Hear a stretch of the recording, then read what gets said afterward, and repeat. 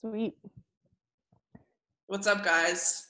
Here we are, back on our shit, probably forgetting what we're going to talk about already. All right, why don't you start us off this time?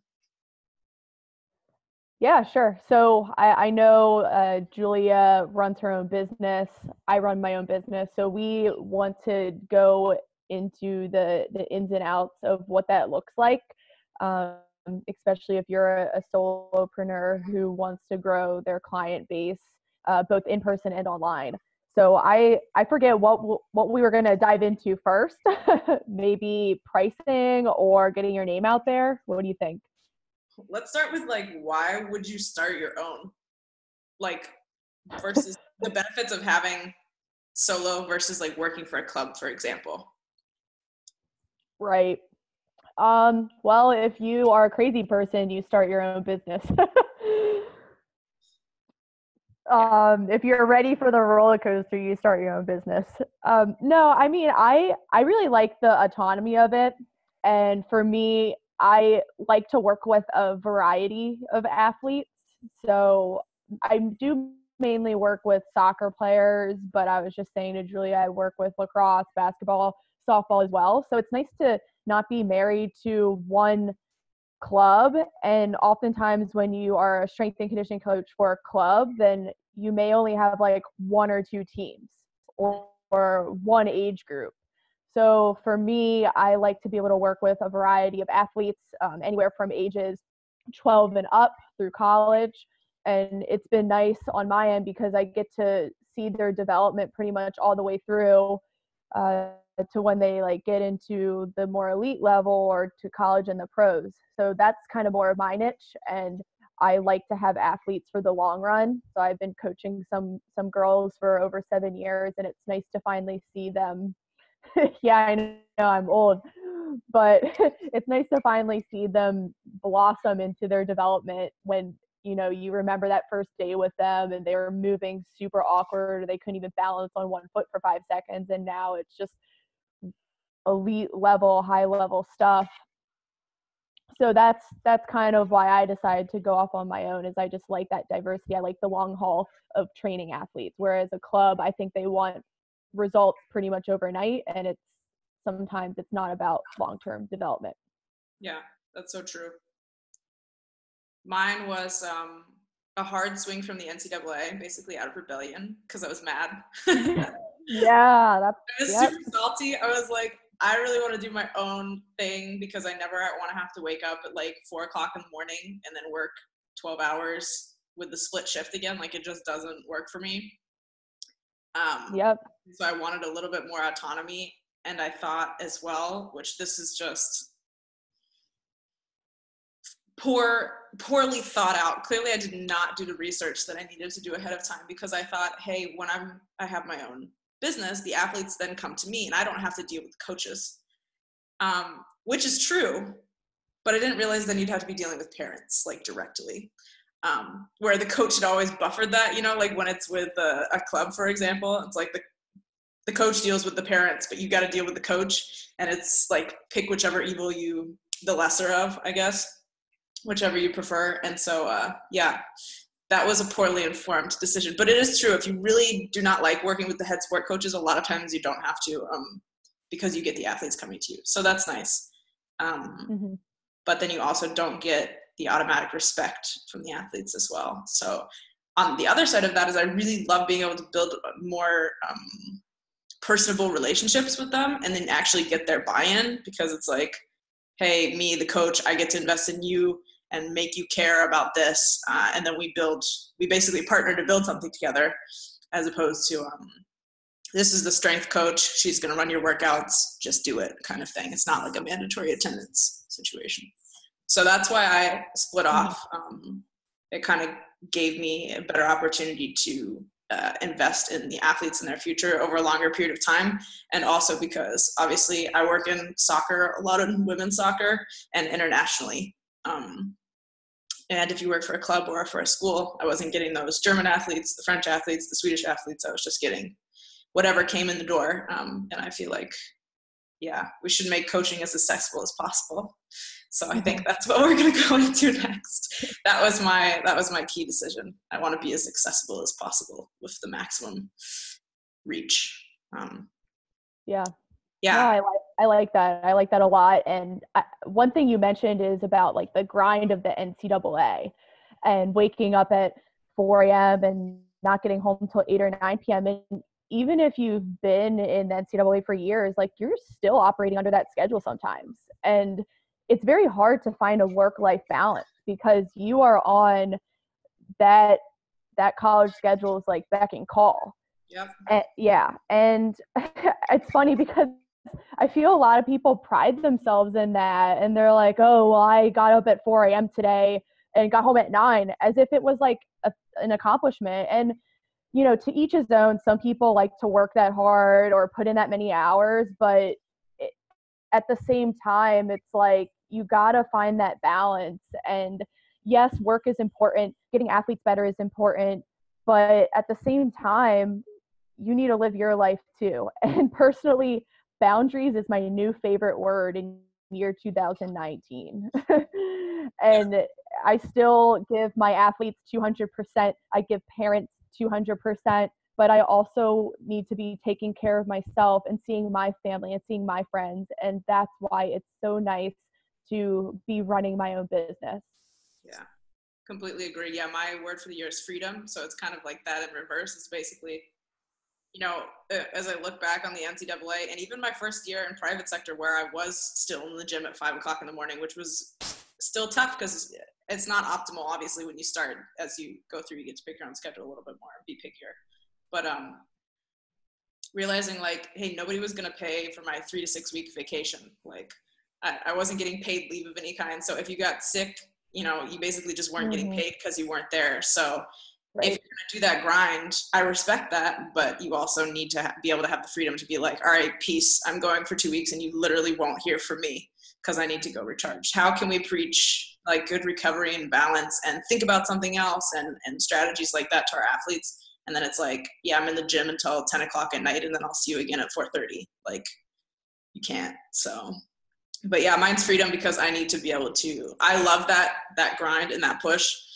But I also need to be able to step back and be like, here's my 6-hour block of time on Saturday evening where I'm just going to hang out with my friends. Like, no calls. You aren't here for what?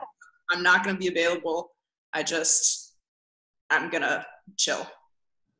So. Yeah. And it's a good point because we are preaching recovery and good mental health to all of our athletes. And if we're not doing the same, then man, we're being very hypocritical here. Yeah, and on the psychology side, like, I mean, all coaches are frontline psychologists, right? Athletic trainers, strength coaches, whatever, we hear about all those things. But like when an athlete comes to me and is like, here's this problem that I really need help with, it takes a ton out of you emotionally to be like, all right, let's sit down and deal with this and problem solve and whatnot. It's just exhausting. So it's like, we're all still in a care industry, just like, you know, doctors and whatnot, obviously on kind of a different level and in different environments, but we still have to be careful that as we care for other people, you got to live your life a little bit as well in order to be able to keep caring for others. So. Yeah. And I like how you mentioned that you're also able to establish good personal relationships. Yeah. I mean, that's not to say you can't in the NCAA, but sometimes in the college setting, you're rushed for time. So maybe a team can only come in 2 times a week for like a 40-minute lift due to their crazy practice schedule. So it's really hard to like really get to know people.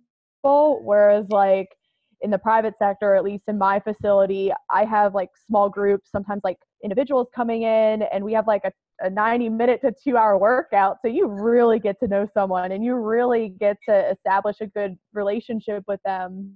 Yeah. And I have time to go out and watch their games, and it's just really nice. And it really helps them to trust me more. The fact that it's not like, oh, they're coming in to do their program and then peace out. It's like, oh, no, this is an experience. This is like me coaching you and me just helping you. Yeah. Yeah, that's so true. It's such a unique experience to me. I have been trying to be way more grateful this year. I even have like a gratefulness book and everything where I'm just writing down what I'm grateful for. And the other day I was thinking like, we're in some of the most vulnerable places in their lives, right? Like the athlete who's trying to make it to college, or the athlete who wants to make the team, or the athlete who this, that, and the other thing. Like, we get to be with people in a super vulnerable space, and I think that takes some level of respect as well, instead of just being like, this is a conveyor belt system, please just hurry up and do your workout so I can go on break because I'm dying. Like, yeah. When was the last time that you worked under a club or under a school? I honestly don't think ever. So I work with all clubs in Maryland. I work with clubs online in other states. So I don't think I've ever been officially employed by a club. Okay. And if I was, I don't know how long I would have lasted. And this isn't to say that won't ever happen in my life. Maybe when I'm in my 30s or 40s, I'll want to just be married to one club and I will be in a different headspace. But right now, I'm just enjoying the autonomy and developing all types of athletes and working with different coaches. That's also been really fun for me because I can learn from them as well. So yeah, I don't think, that's a good question, Julie. I don't think I have been employed by a club. Were you ever a strength coach at Hopkins? Did you intern there? I did, but that was during graduate school. So that was more of a GA position. And I was also working in the private sector during that time. So that's, yeah. I don't really recommend doing graduate school and an internship and working all at once. Yeah, don't try that at home. But yeah, it kind of, having both of those at the same time though helped me discern which one I liked better, I think. So that was what I got from that experience. You're really good at managing your time. I will say that. Yeah, and not seeing my friends and family, which was a big learning lesson, and which is a non-negotiable nowadays. So should we go in the direction of content creation? Oh my gosh, yes. I felt like our voice messages yesterday, we were just going off on this. So everyone buckle up. Yeah, seriously. If you don't follow us on Twitter, you probably should, but I'm assuming you do because why wouldn't you be? We both blog, we both post a ton on Instagram, we both share a lot on Twitter. I think are you more on Twitter than Instagram, or where would you place yourself? Yeah, I would say I'm more on Twitter and my blog just because I like writing. I am not good at making infographics and like Instagram stories and pictures. Like, I'm just posting stuff of me working out and my cat on Instagram, which is not really that interesting. So Twitter and my blog is the best place to find me. But you're more on Instagram, right? Yeah, I've been crushing the Instagram game lately. Yeah, your stuff is legit. Mostly because I just feel like it's a really fun game, and I love how easy it is. Like on Twitter, you can tweet at somebody, and that's relatively easy. But it's the DM game on Instagram that I find really interesting. It's like an in-between between like, it's not serious enough for an email, but I didn't want to just like comment on your posts. Like I want to say something directly to you. Yeah, I find that really, really interesting. And I've been able to network a lot with coaches in other sports and whatnot, but also, sports agents or athletes or this, that, and the other thing. And I get a lot of traffic through Instagram, which is really interesting. Yeah, Julia has a really good thing going on Instagram because she puts sound bites into graphics, whether that's on how to recover, strength training. You did something great on groin training, a nice exercise video, and she really simplifies it. I think if you guys are more visual, go to Julia's Instagram. But also, you've been killing it with the blogs too, dude. Yeah, so it's like an in-between, right? Because my mentality is, and I know yours is too, we talked about this yesterday, guys, like, it makes literally no sense for us as coaches to stand there with athletes and be like, let me read you my physics textbook really quick. Or like, here is what it says. Let me tell you about groin training from the Essentials of Strength and Conditioning from the NSCA. Like, nobody cares. So you got no business being like, your piriformis is broken. You got no business being like, your QL, your displayed, blah, blah, blah. as simple as possible. And my problem is like, I either say it in sound bites, so that's how I post the pictures or videos, or I demonstrate it, or I get really long-winded about it. So Twitter's like not an option because it won't happen in 260. So unless I'm doing like a whole thread, there's no point. But you crush it with the tweets. How much have you been tweeting? 10 a day? Yeah, I'd say. I mean, I tweet a lot in the morning because that's kind of my down coaching time. But like from like 2:30 to like 9 o'clock at night, you won't see me on Twitter. Um, yeah, I mean, Twitter has been really cool because there's a lot of parents and soccer coaches on there, and they want like very simplified content. And I think like the Twitter character limit allows you to do that.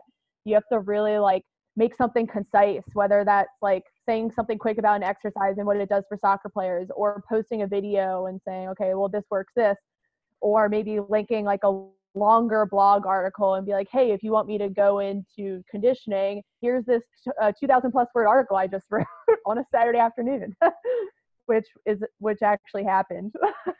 Exactly. Like from us, you're getting 260 characters and or a photo video, or you're getting 3,000 words. Like no in between. Yeah. No two paragraphs. And it's funny because a lot of people would say blogging is dead, and I don't think it is at all, because a lot of coaches and parents want to read more on the super niche topic, and they want to learn about the details. But I feel within those details of your blog, they have to be simplified. Yeah. And they have to be in a language where people can understand. Like we were talking today, like sometimes I don't even know what the hell VO2 max means. Yeah. And I'm a strength coach of 7 years. And I don't think parents really care what it means. Like they want to know, how can my kid condition and what drills are good for eliciting this certain response? Yeah. That's about it. Yeah. And that's pretty much all there is to it. Keep it simple. The basics always work. So it's not like it needs to be super fancy. I know she and I were talking about this earlier as well. We have a really huge WhatsApp thread going, in case you haven't. But I was noticing today, like we both work in soccer, and as women in soccer's only really been popular for the last 45 years, where it's been like an active sport, gotten some level of recognition, sponsors, there's any money in it whatsoever. I mean, talking even baseline, for about 40 years, maybe 45. So we're like the third generation that has played, and every generation kind of breaks it down. Like at the beginning, there was nothing, no resources. The next generation, there was a little bit more resources, but really not much. Like we were the first generation that even got strength coaches, most likely. I mean, yeah. And so now us as soccer players who turn around now and are being strength coaches, it's our job to now provide better level of care than we received to the next generation. Now, that means making it more accessible than it's ever been before, right? Making it easier to get, making it higher quality, more professional, better, ultimately, instead of overcomplicating it with like massive amounts of sports science. Like you need to know biochemistry in order to start training. You need to know all about hormones in the CNS in order to like start training. Like, no, that's for us to know. Let's just make it accessible to these athletes. So how do we create content that speaks to them and actually provides them some level of value where they are? Like, how are you going to tell a 12-year-old kid, well, what happens is your serotonin synapses with this, that, and the other. Like, girl, nobody cares what their cortisol level is. They don't know what that is. You just lost them. So how do we make now the fourth generation, instead of making it even harder again, because there's so much information, how do we keep making it simple? Yeah. I mean, woo, that's like the question of the year, dude. How do we keep all this simple? Because like you said, I mean, growing up, when we were young soccer players, we did start to see the first makings of strength and conditioning programs. And I had a strength coach, but not once did he ever drop science on me.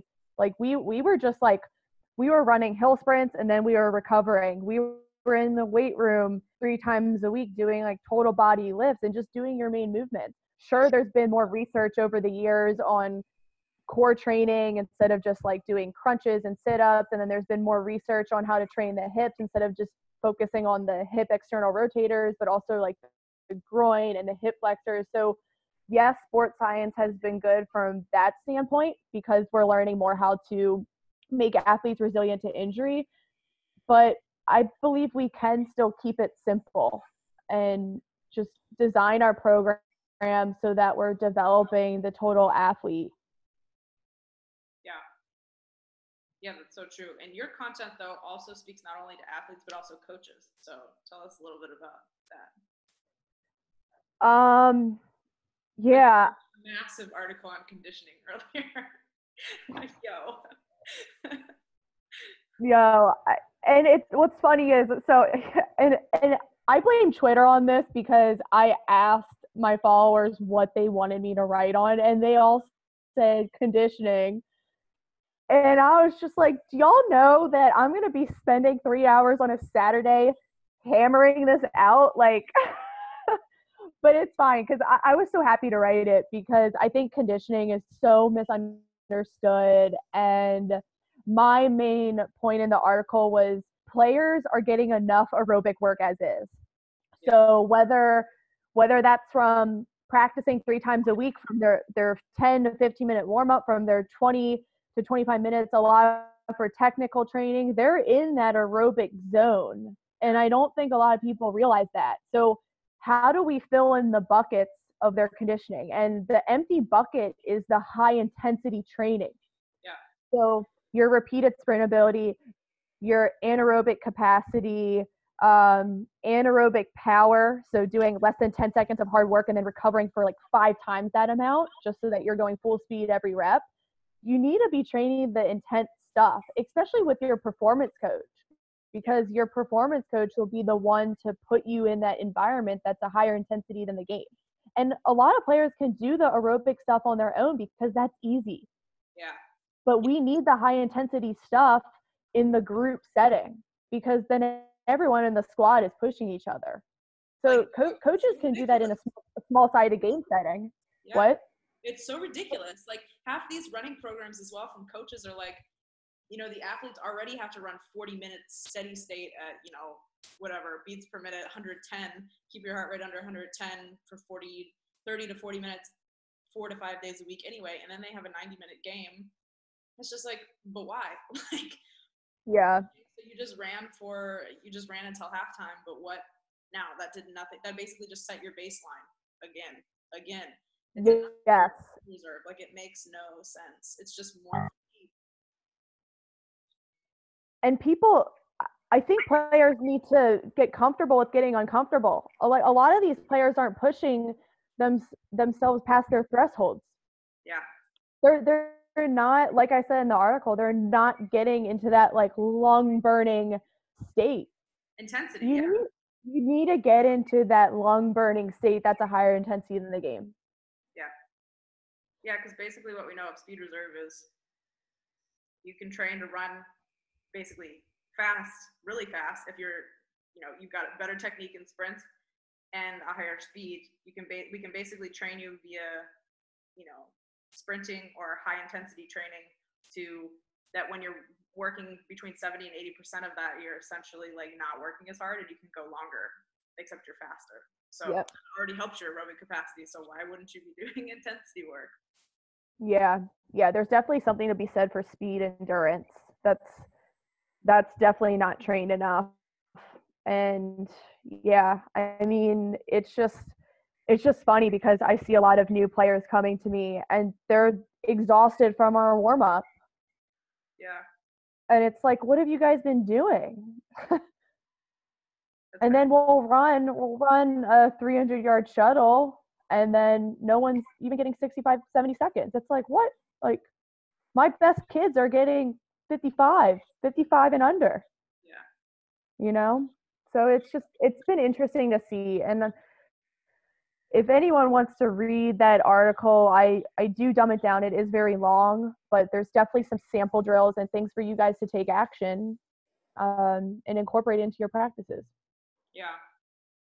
Now, Erica does a good job with writing because it's like very relatable. She makes it basically into a story format. She usually shares something. Well, she always shares something from experience, but then she gives you some sort of actionable strategy, which is the whole point. Like what use is it? We love to complain, but what use is complaining if you've done nothing to solve the problem? You're basically just adding more words to a conversation that's already annoying. So like, you actually give recommendations, something you can understand, a workout, a solution, a movement video, something like this where you can actually be like, hey, this is my direct experience with this. Here's what I did about it. Here's what I recommend you do about it. And I appreciate that. I think that's a key skill in any kind of content production, because where's the value in just complaining and then sharing information nobody understands? Yeah. Do you think, like, I know we discussed this yesterday, but it is very hard to be a performance writer nowadays. And it's very, very hard for some people to convey the message they want to convey.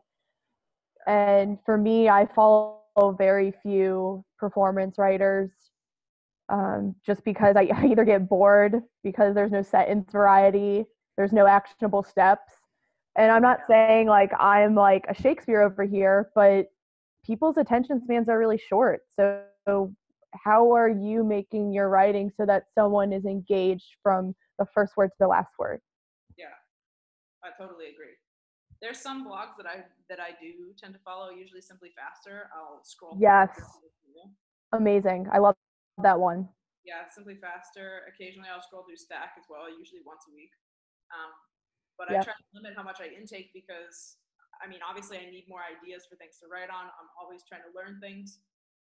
But sometimes you open the article and you're like, oh my God, this is literally just 18 paragraphs of block text. Like, I can't do this today. Like, I don't have the capacity. Yeah.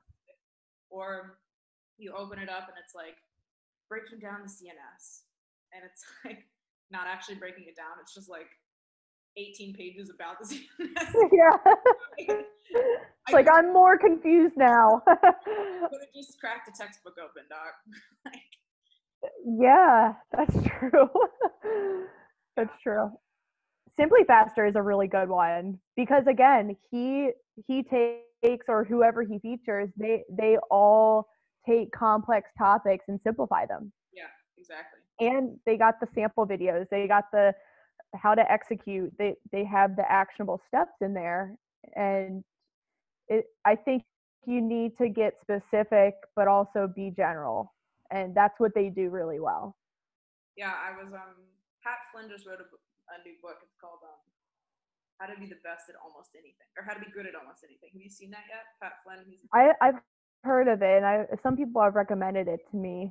Yeah, you might want to check it out. It's pretty interesting, but he basically talks about how to be the best generalist. And I'm not going to lie, I always bash this because of CrossFit. They're like the best at being average.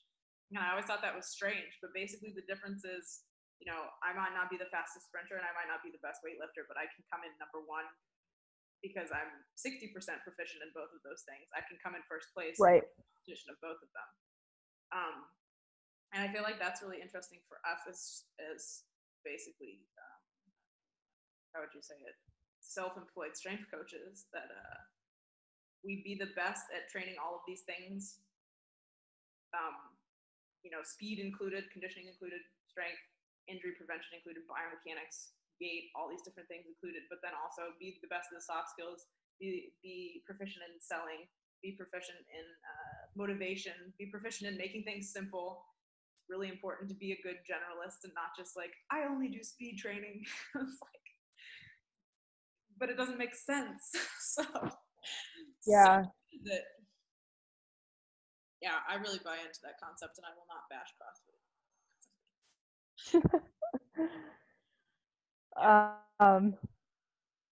I'll have to check that book out. Comes highly recommended. One test that I do, and I do this with your writing a lot, is I have a lot of trouble like making time to sit down and read something for more than 3 to 5 minutes, just because how my brain works, and I like to see pictures and things of that nature, but I'm also always doing things.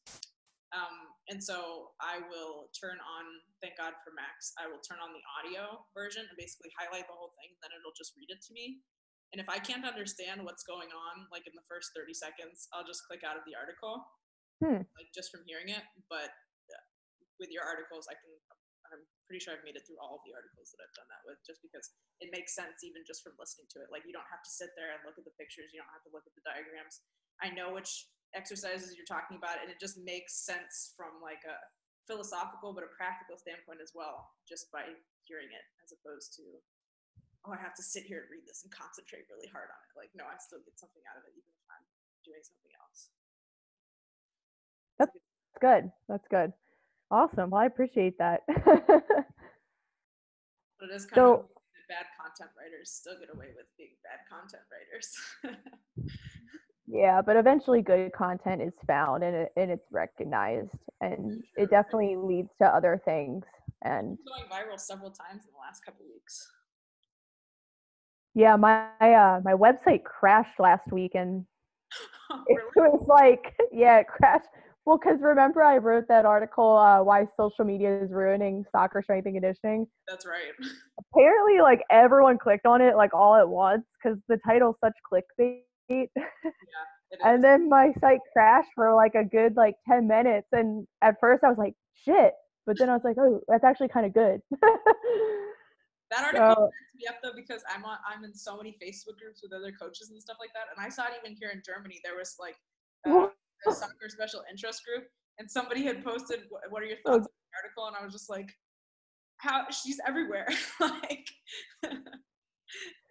yeah, I mean, I guess the feedback for that one was good. I'm sure like it was a tough pill for some people to swallow, and people had to do some self-reflecting after that article, but that's why I'm here.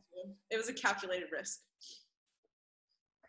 Yeah, I mean, I'm not here to try to please everyone. I am here to get people to ponder and think about certain topics in a deeper way. Exactly. And it doesn't make me right, it doesn't make people wrong. It's just to get people thinking and having conversation. Yeah.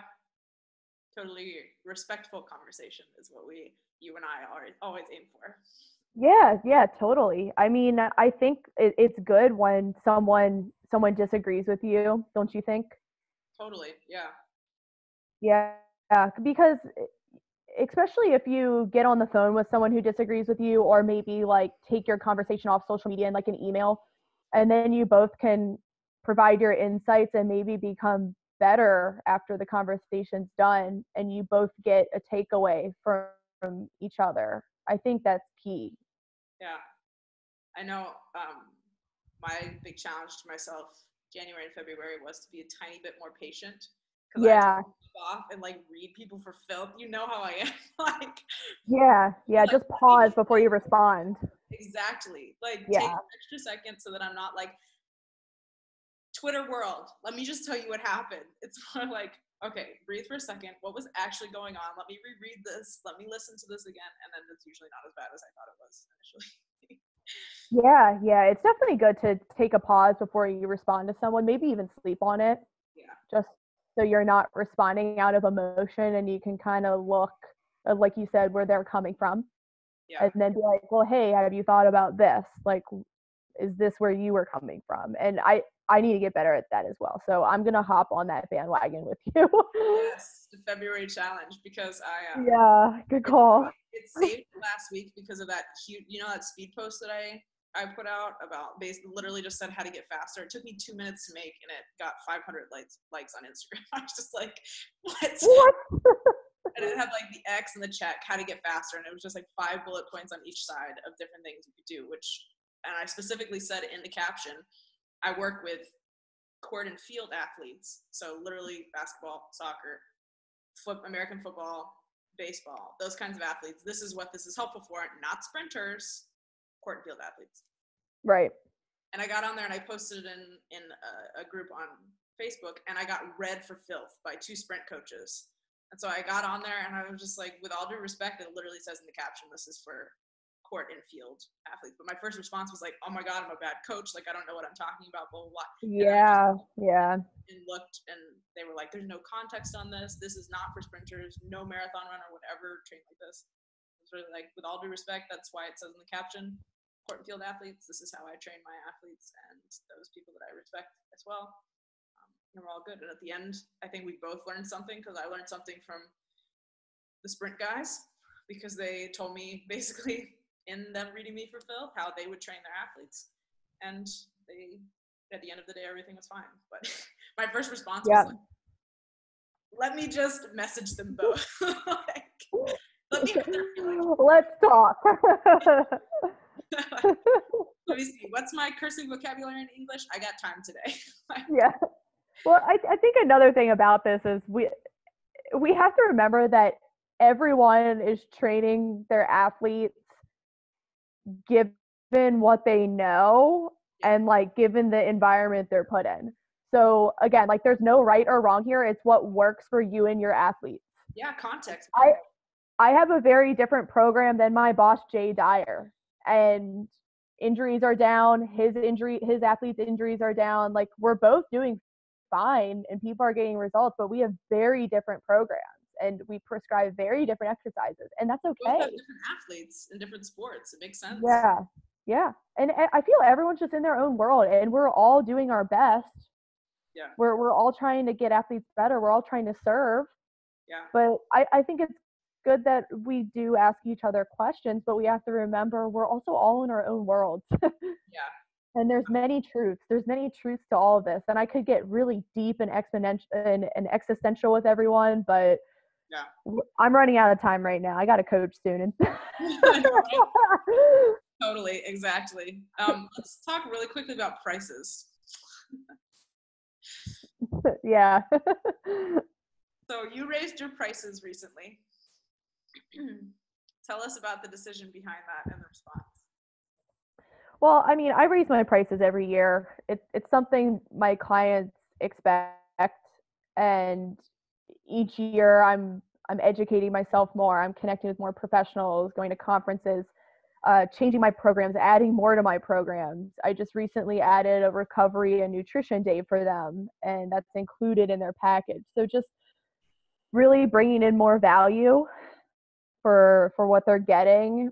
And I think when it comes to prices, I know you see it this way, Julia, but I see myself as just not someone working a job over here. I am a professional and I take my coaching job very seriously. I see it almost as artwork. Yeah. Because I have to tweak programs every day based on how an athlete's coming to me, what they're going through in their life. And it is truly something you have to take seriously. And again, I'm a firm believer in people get what they pay for with me. If anything, I feel I'm going above and beyond for my athletes. Yeah. And I'm okay with that. I want to be able to provide value for them and give them a very professional service. I take this shit so seriously. Like when I'm sleeping, I'm thinking about exercise science. It's not healthy. When I am snowboarding and supposed to be shutting my phone off, I'm thinking about my athletes and how they're doing. Like it's a good thing, but again, like I don't see this as a hobby over here. And I know you agree. I'm right there with you. It's a hobby, and I really until the last, probably until the beginning of 2018, I really had trouble charging anything at all. Like I would be literally like, I love this so much. Just throw me $50 and we'll do this, that, and the other thing.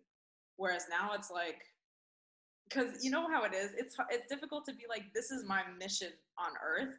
How do I charge money for something that I feel like I'm supposed to be carrying out? Like my whole goal in life is basically to invest and build better athletes. If that's what I feel like my mission is, how can I charge people for this? Now it's like, this is my mission. It also takes time. It also takes education. It costs me a ton of money. So yeah. Well, it's like any job. Like you pay your accountant to manage your sheets for you, and they went to school for that. And then like we went to plenty of school for strength and conditioning, especially at the level we're at. Yeah. And it's okay to charge people for it because that's our line of work. Yeah. It's no different than any other job that provides a service and helps people to solve a problem. Yeah, that's so true. And especially with full, complete performance services. I mean, yeah, you don't just stop with, all right, strength training. No. Strength training. Yeah, no. It's not what you came in for. It's you get the frontline psychologist, you get, basically load management, you get recovery, you get the whole mechanics, you get everything. Like all of the things. So Yeah. at the end of the day, if you're paying $130 an hour, you're getting literally full service and all of my attention completely for 60 minutes. And I'll still check in on you on the weekends, and I'll still change your program, and I'll still this, that, and the other thing. Like, yeah, 100%. Yeah, they're getting the full service. They're not just getting a strength training workout that's written on a whiteboard the moment they walk in. No, they're getting a full plan, dynamic warm up, strength training, conditioning, running mechanics, agility, what have you, and psychology, recovery days, nutritional insights, nutritional coaching. I go to a lot of my players' games. I travel to watch them play, and like I don't charge for me being there, but it's included, and it's what I want to do so that I can better program for them. Totally. So they're getting the full package. Yeah. And also, like, we have master's degrees. Like we're like, we like really went through a lot of schooling for this. And yes, I think to some extent school is important in higher level education, but we're also coaching a ton too. And we've been coaching for years. I know. Tell me about other masters of something that you pay 130 euros flat for, like, and get this level of service. Like we give the peak of our experience in education, but prices are hard. They're very debatable, and I respect when people come in and they're like, oh, this is, the max that I can handle. Thanks so much. The problem I have is when people come in and then try and like, oh, this is so expensive. Oh, this is that and the other thing. Where it's like, I mean, you're paying for a service. I'm not going to charge 70 and everybody else gets 160. Like, I don't care if you feel like it's less. Yeah. Doesn't. And I think when people come in with that, oh, well, you're expensive, or this is as much as I can handle, then it's like, great. Like, let's give it a try. Let's get you results. And then you can come back to me with what you want to do. Exactly. You have to also have confidence in like the results you can give people, and confidence that you chose the right price. Yeah. And I really think that's the thing at the end of the day. Like, it's not just a price of like, what does the service cost, but it's also like, how do I make sure that I get paid for the time and resources that I know that I need to put in order to give you the result? So it's not just like flat across the board, oh, it's going to cost you this, that, because it only takes me 2 hours and my hourly rate is this. It's like, if I'm doing your online coaching, then I need to know that for every hour that I'm sitting there working with you, every time you're going to text me, every time we got to have an emergency call, this, that, and the other thing, I got to know that I can provide the service that you need to get results. Otherwise, it looks bad on me and you ain't coming back. So I don't want to do that. Yeah. Yeah. Yeah. I think it's just being clear about, like, if you're doing online coaching, just being clear, like, what they get from that monthly fee. Yeah.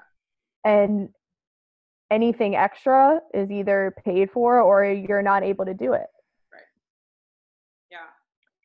We got to be able to say no more.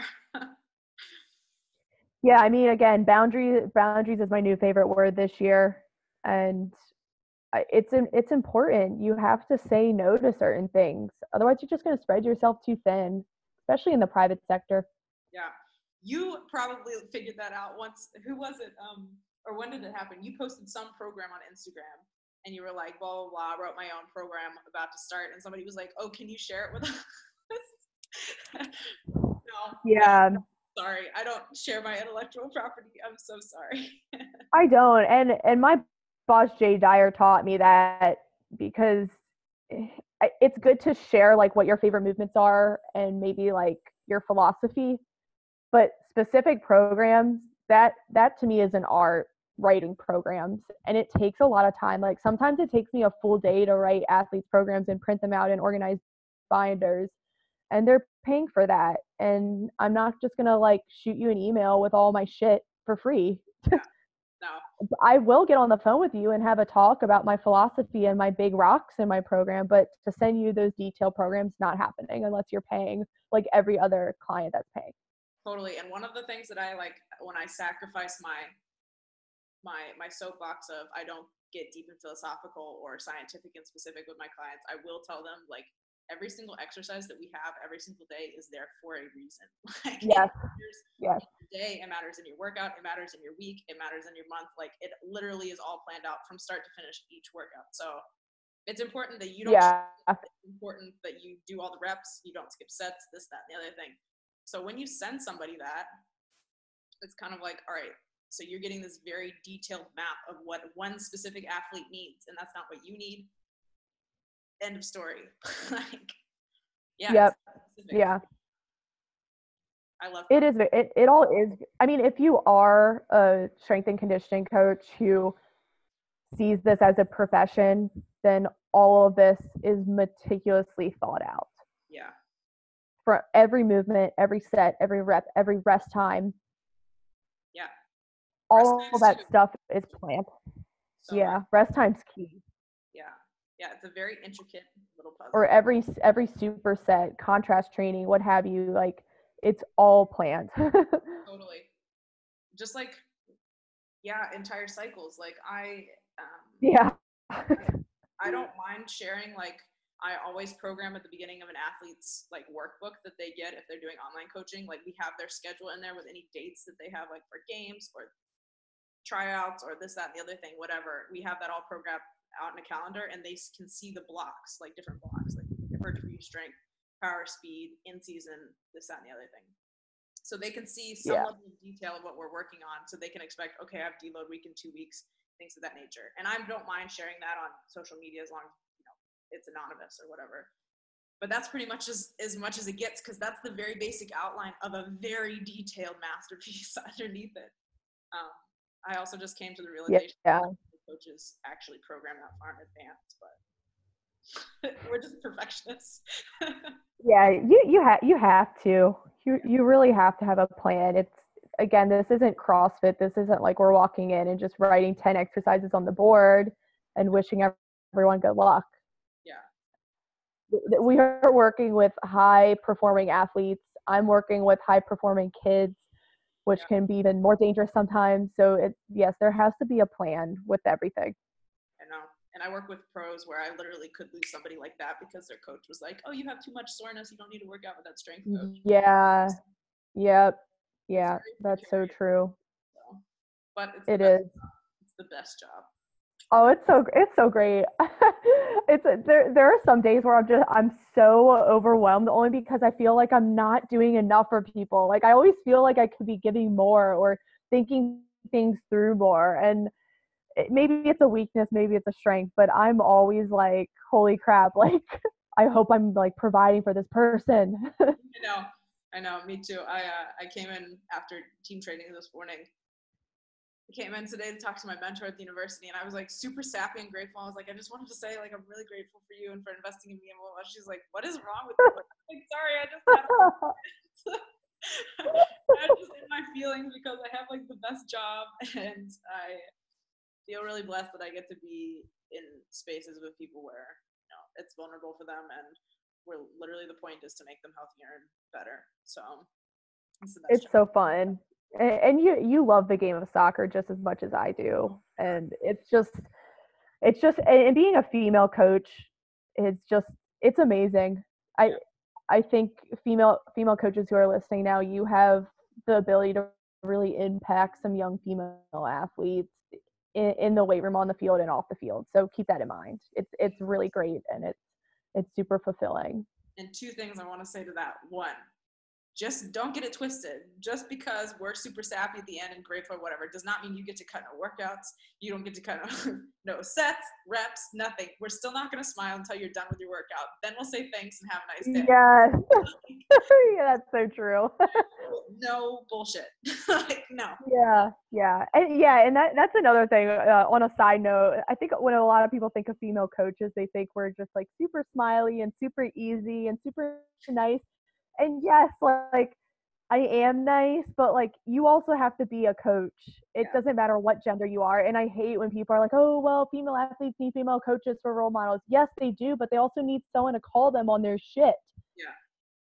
And to teach. Yeah. So female coaches, keep that in mind too. Like you can play the role of the role model, but you also have to play the role of the teacher and the coach.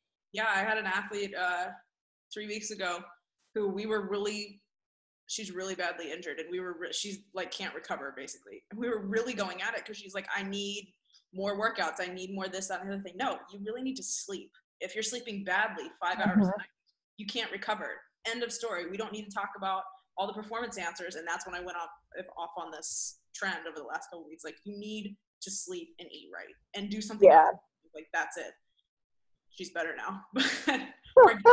We're slowly getting better now, but we don't neglect the hard conversations just because we're female coaches. Like, we're still coaches. Right. Yeah. You have to spit them with the tough love. And yeah, and it's funny because I train a lot of boys too. Yeah. And they also think like female coaches are going to be a pushover. No. And I think it was 2 weeks ago. Yeah, this was crazy. So it was like 2 weeks ago. And normally I don't raise my voice. Like, we're able to get through the session. But for whatever reason, they were just goofing off. And I raised my voice and I said, guys, we are only in here for an hour. And if you're going to goof off, I am going to kick you out because you being here is useless right now. Yeah. We are here to get work done. We are here to get you better. We are here to get in a good workout. And they all were just like, yeah, totally. And I wasn't even yelling or cursing or anything. I was just raising my voice and being like stern. And they were like, oh yeah. And then it was like silent. I did it with my baseball team the other day. All the boys came in and it was so loud and obnoxious. Yeah.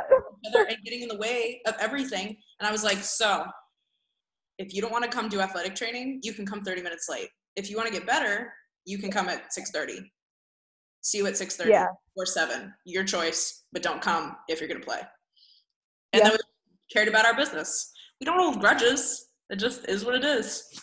Yeah, and I think like us saying that and like raising our voice on them and getting stern, it's not coming out of a place of being malicious. It's us as coaches wanting them to come in and make the most of their time. And it's coming from the heart space. Yeah, and to be fair to other athletes, I mean, other athletes pay just as much as they do, and the other athletes want to get out of it. So you can't cheat the other athletes by being a fool for 30 minutes when that athlete could be working out and maximizing this time. So just don't come. Yeah, absolutely. So we can get into another podcast on being a female coach, but I think it's definitely an important conversation to tease to everyone. It is. And at the end of the day, I do this because I had a coach that I would run through walls for, and that meant everything to me as a soccer player as a kid. And I want to make the world better for mine. Yes. And I know you do too. So yes. Yeah, it's definitely just being able to give back and just having a genuine love for the game. Yep. Hey, I'm about to coach for 6 hours straight through, no break. So let's go. I got 2 more hours as well, and then I'm in the bed directly. So a reminder just popped up on my phone. It said, make sure you bring your food to work. Otherwise, I always prep my food for days like this. Otherwise, I'm not eating. I'm literally shoveling like omelets like in my mouth as I'm coaching. Like, all right. I know. And then like 4 hours in, you get super pissed. You gotta eat. And it's like I'm practicing what I preach. Like, I gotta fuel myself if I'm gonna coach you, you know? Totally. Right. So yeah, I'm putting my shoes on now, about to head out the door. Yeah, I gotta run. That was a great discussion. Yeah, so this will be on YouTube. Thanks guys for watching. We'll also post some highlights on Instagram and Twitter. If you ever have any questions, you can always reach out to us, but we're always grateful for your feedback. We're always grateful for you watching, for your eyeballs, for your view counts, and mostly for your feedback. Keep doing what you're doing, and you know we'll be coaching our asses off over here. So. Yes, we're going in. Yes. All right, cheers, buddy. We'll see you. My new favorite phrase. I'm going in. I know. All right, I'm literally going in right now. Putting on. Oh my god. I made my All right, I gotta run. All right, later. All right, see ya. Bye.